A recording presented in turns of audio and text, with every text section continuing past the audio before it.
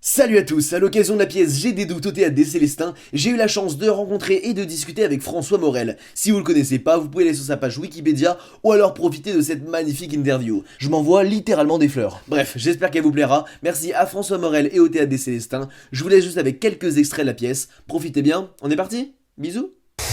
Comme la femme du dessous est tombée amoureuse de celui du dessus n'a aucun intérêt à ce que le mari de la femme du dessous monte au-dessus. Alors là-dessus, quelqu'un est-il allé dire à celui du dessous qu'il avait vu sa femme bras dessus avec celui du dessus? Toujours est-il que celui du dessous l'a su. Et un jour que la femme du dessous était allée rejoindre celui du dessus, comme elle retirait ses dessous, et lui ses dessus, soi-disant parce qu'il y avait trop chaud en dessous. Je l'ai su parce que dans le dessous, on entend tout ce qui se passe au-dessus. Bref, celui du dessous leur est tombé dessus. Comme ils étaient tous les dessous, ils se sont tapés dessus. Finalement, c'est celui du dessous qui a eu le dessus. Le mouton à 5 pattes, accidentellement, s'étant cassé une patte, pu marcher normalement. Bonjour Monsieur François Morel. Bonjour monsieur. Vous interprétez actuellement la pièce J'ai des doutes rendant hommage au texte de Raymond DeVos. Vous le comparez à Dieu ayant créé l'univers et lui ayant créé son propre monde, son propre univers. Que représente-t-il pour vous ? Ça représente un souvenir d'enfance, presque. Quand j'étais petit, je le voyais à la télévision, dans les émissions de Jacques Chancel, Le Grand Échiquier. Puis j'ai eu la chance de le voir quand j'étais étudiant à Caen. Je devais avoir 19-20 ans et j'étais allé le voir au théâtre de Caen. Et j'avais été ébloui par son talent. C'était un spectacle d'une grande générosité. Je trouve qu'on a tendance à le réduire à un monsieur qui fait des jeux de mots derrière un micro. Ouais. Alors que c'était beaucoup mieux que ça. C'était des spectacles très généreux où il mêlait plein de choses, du jonglage, de la musique, du mime, du théâtre, et ça faisait un spectacle extrêmement original, personnel, et c'est pour ça que j'avais été ébloui par lui. Donc moi, avec mes moyens personnels, qui sont différents, je fais mon spectacle comme ça.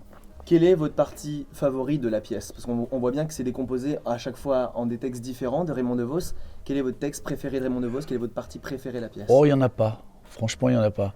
Il y a un moment où je me dis toujours, c'est presque le pic du spectacle et je dois faire attention à bien réussir ce moment-là. Parce que dès que j'ai fait ce pic-là, je me dis la deuxième partie est plus simple à faire pour moi. Donc le numéro de soulographie au milieu, avec les verres à whisky, je fais toujours attention enfin, j'ai un petit tracouillis à chaque fois en me disant il faut que ça se passe bien parce que c'est le moment qui redynamise le spectacle.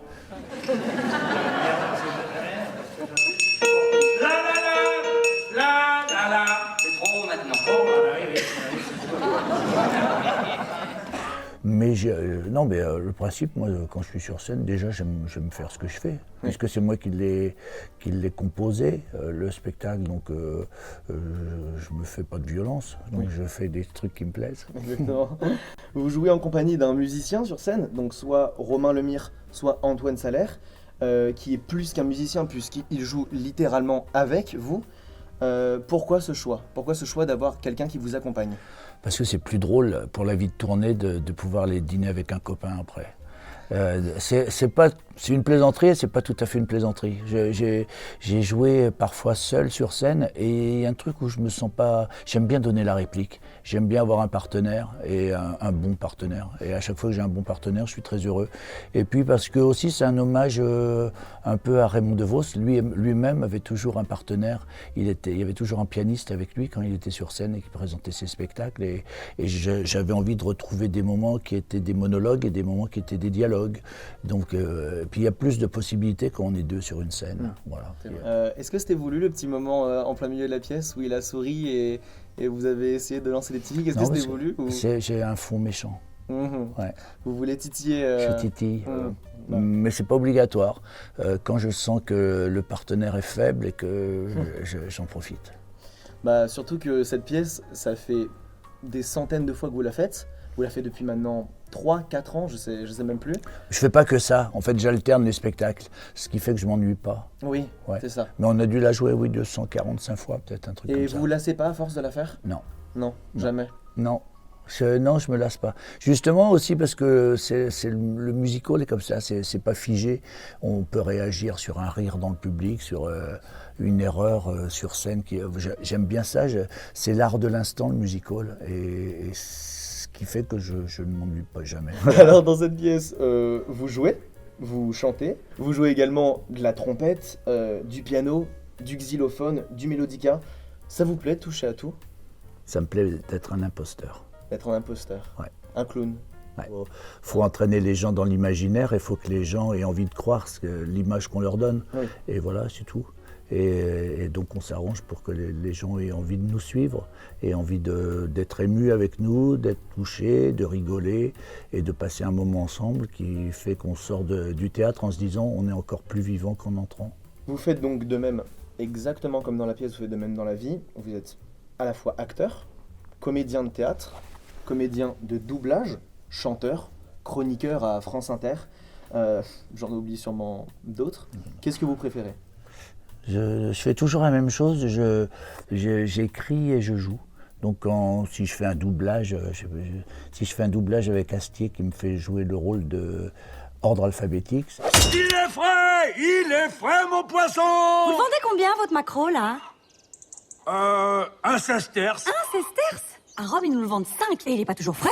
5. Ah ouais, non, ici nous c'est un.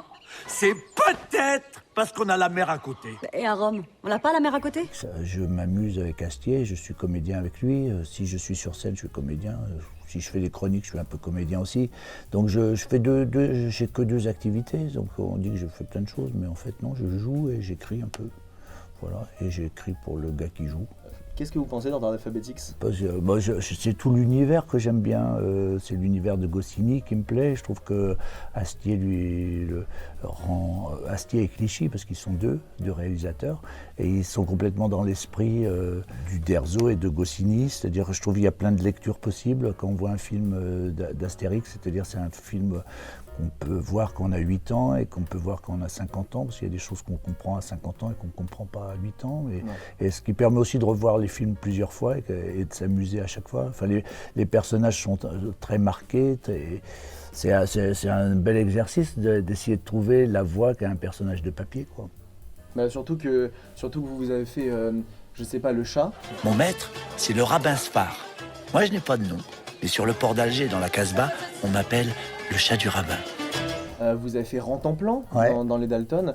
Hé, oiseau, tu descends. Comme ça, on discute en mangeant ce délicieux fromage. Vous expérimentez beaucoup de... Ouais, j'ai fait les chats, les chiens et de temps en temps les poissonniers. Du coup, revenons un peu dans le temps. Racontez-nous votre parcours de vos études, de lettres à Caen, et également de votre entrée dans l'école de la rue Blanche à Paris, à ce que vous êtes aujourd'hui. Je pense que j'étais pas si audacieux que ça quand j'avais 20 ans, donc je voulais faire du théâtre et m'en rapprocher, alors peut-être par le livre, par les connaissances universitaires.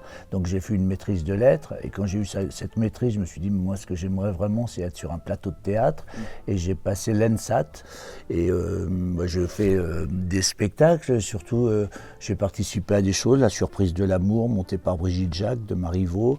J'ai connu des gens qui avaient la même passion que moi, c'était ça qui me plaisait, parce que dans mes relations quand j'étais jeune, personne à part moi ne voulait être acteur, voilà. Moi j'avais très envie de ça, donc j'avais envie de connaître des gens qui avaient la même passion que moi pour essayer de faire des spectacles ensemble, ce qu'on a fait. Et puis après, ça je sais pas quoi, ça a évolué comme ça a pu. D'abord en acceptant plein de choses où j'apprenais mon métier, et puis de plus en plus en faisant des spectacles que moi je serais allé voir comme spectateur, et ça n'arrive plus maintenant que je suis sur scène pour un spectacle qui ne m'intéresse pas, donc j'ai une chance inouïe. Voilà, donc c'est un parcours de comédien avec j'ai des doutes, comme dit le spectacle, et en même temps j'ai beaucoup de plaisir, et j'ai toujours énormément de plaisir à être sur scène, même le temps ayant passé. En tout cas, ça continue de m'intéresser, de me passionner, et c'est là où j'ai l'impression d'être un peu à ma place. Et c'est quoi votre pièce de théâtre préférée dans laquelle vous avez joué? J'ai adoré jouer le bourgeois gentilhomme, j'ai adoré joué les dialogues avec Jacques Gamblin. J'adore jouer J'ai des doutes en ce moment. À chaque fois, c'est un plaisir assez proche, tout ça. Voilà, j'ai un peu moins de plaisir parfois quand je suis complètement seul sur scène. Mais sinon, j'ai toujours beaucoup de bonheur à être sur scène. J'ai pas envie de. Je pourrais avoir en tête des spectacles que j'ai un peu moins aimés. Du coup, on va parler un petit peu vite fait de la radio. Pourquoi la radio? Pourquoi vous avez-vous lancé sur France Inter? Parce qu'on me l'a proposé, parce qu'au départ je me suis dit non, parce qu'il faut se lever trop tôt. Et puis j'ai essayé, j'y ai pris goût. J'y ai pris goût et en même temps avec des moments d'inquiétude, parce que ça arrive que je me dise qu'est-ce que je vais bien pouvoir raconter vendredi prochain. Mais c'est quand même un exercice de liberté absolue, donc tout d'un coup on me donne la parole à moi pendant 3 minutes et je peux dire ce que je veux sur le ton que je veux. Donc je suis pas obligé d'être. Je fais ce que je veux. Je peux déconner, je peux être sérieux, je peux être gai, triste, mélancolique, déconneur. Je peux faire ce que je veux. Donc c'est quand même une chance inouïe.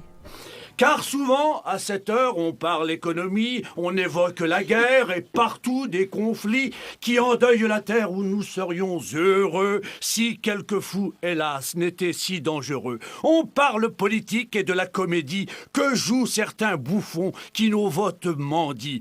On parle bien souvent de ce qui ne va pas, de ce qui épouvante et alarme ici-bas. C'est quoi le rôle qui vous a le plus marqué au cinéma? Peut-être, parce que c'était un beau projet, c'est un film de Luc Abelvaux. C'était une trilogie qui s'appelait Un couple épatant cavale après la vie.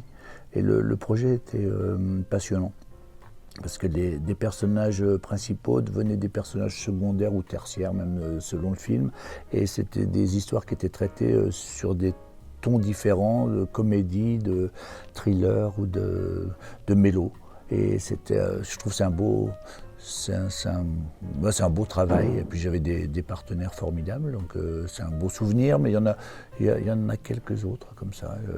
J'ai beaucoup aimé travailler, par exemple, dans Ah si j'étais riche, Mounse et Biton, c'est un très bon film. J'ai beaucoup aimé les films de Pascal Thomas, j'ai aimé travailler avec Châtilliez, enfin... je sais pas, j'ai tourné avec Noémie Lovski là, récemment. Et je suis très impatient de voir le résultat parce que c'était passionnant à faire.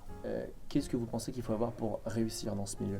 Quelle qualité? Il faut s'acharner déjà pour soi-même, et puis il faut avoir un petit univers à raconter et à partager avec les gens. Il faut avoir envie de partager des émotions avec le public. En fait, c'est surtout ça. Cinéma. L'amour, j'en ai pas. J'ai tendance, moi, à être assez assoiffé, donc il vaut mieux se mettre au cidre qu'au Calvados, parce qu'un grand verre de Calvados, c'est trop.